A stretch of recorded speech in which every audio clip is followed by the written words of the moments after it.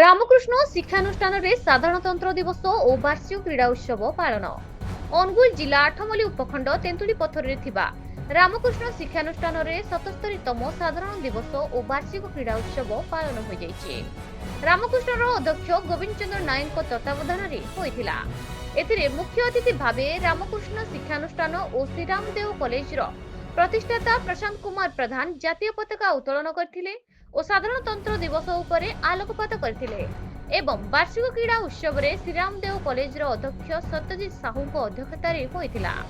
ଏଥିରେ ପ୍ରଭୁ ଗଜାନନ ଓ ମହାପୁରୁଷଙ୍କ ଫଟୋରେ ଧୂପ ଦୀପ ପୁଷ୍ପମାଲ୍ୟ ଅର୍ପଣ କରି ସଭା ଆରମ୍ଭ କରିଥିଲେ। ବିଭିନ୍ନ ପ୍ରତିଯୋଗୀଙ୍କୁ ପୁରସ୍କାର ବଣ୍ଟନ କରିଥିଲେ।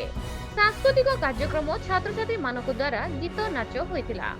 ଏଥିରେ ମୁଖ୍ୟ ଅତିଥି ଭାବେ ବିଜ୍ଞାନ ବିଭାଗର ଅଧ୍ୟାପକ ବାଲ୍ମୀକି ମୁଖୀ ଯୋଗ ଦେଇଥିବା ବେଳେ ସମ୍ମାନିତ ଅତିଥି ଭାବେ ଦେବବ୍ରତ ସାହୁ, ଶ୍ରୀକାନ୍ତ ସାହୁ ଯୋଗ ଦେଇଥିଲେ।